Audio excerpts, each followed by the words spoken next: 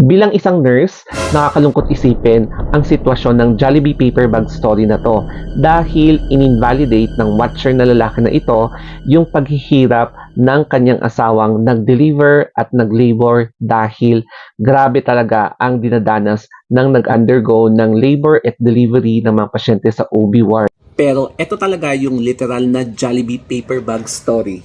And ito yung in-order ko.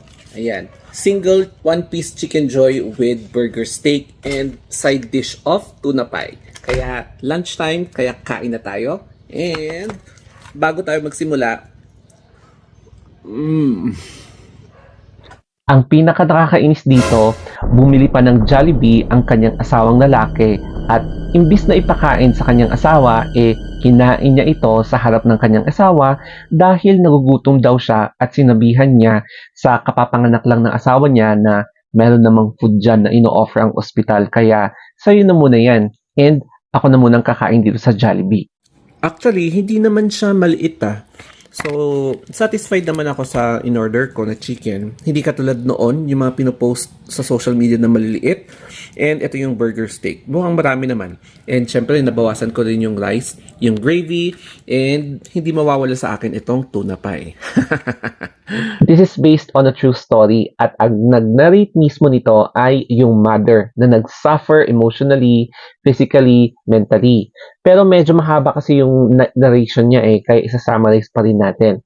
Pero kung gusto niyo pa rin basahin, nasa caption ng video na ito kaya kayo na lang muna bahala magbasa. Ito na yung summary. So, I'm going to divide into 3 parts based from my own understanding ha. Kaya let's begin with the first. So, ito yung tungkol sa suffering ng labor, delivery, tsaka post-op ng pasyente. So, me as a nurse, na-witness ko yan first hand. Makikita mo talaga yung grimacing, in pain talaga sila. Tapos, sabi niya sa narrative kasi, medyo masusungit daw yung staff. And I assume baka na-admit siya sa public hospital. And yes, na-witness ko nung naka-duty ako na grabe talaga yung suffering niya ng mga mothers, new mothers, and hindi talaga birong mga anak. Ito yung second part, yung pagkakasabi ng narrator na okay lang yan, total tapos na. It means na invalidate yung feelings niya na yung suffering niya physically, mentally, emotionally during the labor, the delivery, and then the postpartum. Parang, alam mo yun, masashock ka, walang ka-care-care yung asawa mo sa'yo na despite na nag-suffer ka talaga. So, ganun lang yung sasabihin niya, okay lang, tapos na.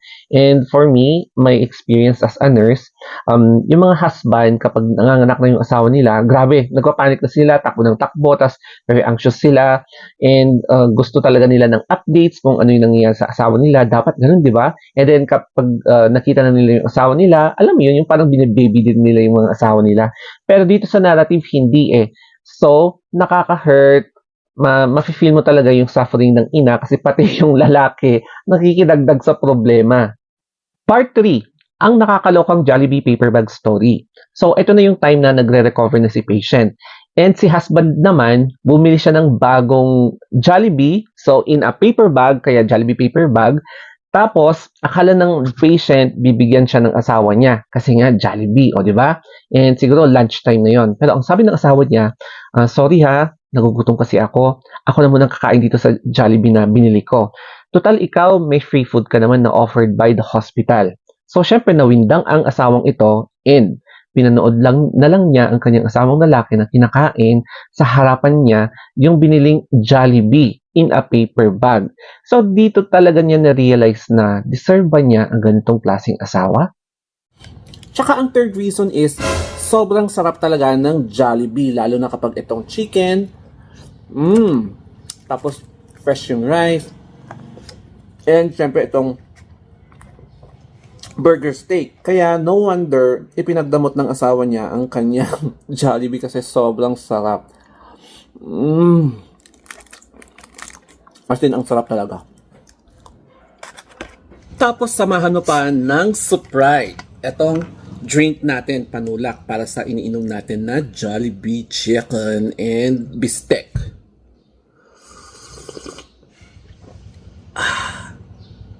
Bilang isang nurse na nag-duty na sa ospital, na-witness ko na talaga first hand kung gaano mag-suffer yung mga OB patients natin, mapa-normal delivery or magpapa-undergo ng cesarean delivery section.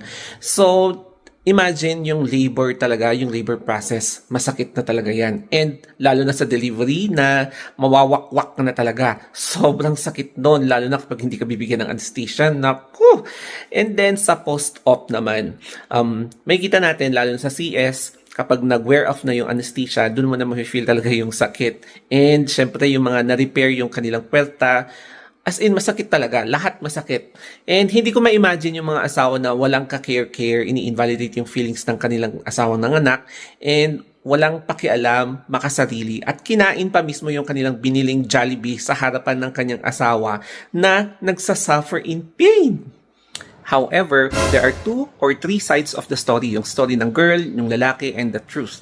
And hindi ko alam kung legit yung may nagka-claim na brother daw ng lalaki and they will release a statement. Pero hindi ko rin alam kung legit yung pangalan ng babae na nag-post ng The Jollibee Paper Bag Story. Pero, i-extract natin. So, let us not disregard also the condition or yung side ng lalaki. Yung statement na okay lang yan, at least tapos na. Siguro, baka pwedeng na-misinterpret ng babae kasi nga katatapos lang niyang manganak and wala pa siya sa proper state of mind. Kaya, iba yung na-misinterpret niyang meaning. Number 2 is the paper bag story in which kinain ng lalaki yung binili niyang Jollibee. Pero baka yun pala, hindi pala pwedeng kumain yung babae kasi baka CS pala siya, hindi pa siya wala pang movement yung kanyang bowel, hindi pa siya umutot, kaya hindi pa siya pwedeng kumain pala, kaya kinain ng lalaki. And na-misinterpret ulit ng babae. So, let us also consider that option. I agree sa statement ni Tony Gonzaga na to nang nabasa niya ang tungkol sa Jollibee Paper Bag Story, wherein kailangan talaga nating piliin kung sino yung tamang partner, mapa-girl ka man, mapa-lalaki ka man, or mapa-LGBT. Kasi, malalaman mo rin yung tunay na baho ng partner mo kapag magtagal kayo, lalong-lalo na kapag magsasama kayo sa iisang bubong. So, importante talaga na habang may pagkakataon pa, mag-aral kayo ng mabuti, kumuha kayo ng degree, mag-exam kayo, and ipasa niyo yung exam para sa gayon, aakyat yung antas or yung status mo, and there will be a lesser chance na i-disrespect kayo ng mga tao, lalong-lalo na ng mga partner nyo, kasi pwede kang maging independent, you will have business, you will gain more respect sa mga tao na nakakapaligid sa'yo, and may iwasan yung ganitong klaseng pangyayari. Pero laging tandaan, kapag consistent na ganun yung trato talaga sa'yo ng asawa mo, ang crispy. Mag-isip-isip ka na. Kasi, kapag lagi kang nasasaktan at ini-ignore ka niya, may ibig sabihin nun. Either kausapin mo siya, tapos kapag ganun pa rin, mag-isip-isip ka na talaga. Para sa akin, ang pinakamasarap talaga ng pagkain is Jollibee. Sana nag-enjoy kayo dito sa video ko and kain muna tayo. Bye!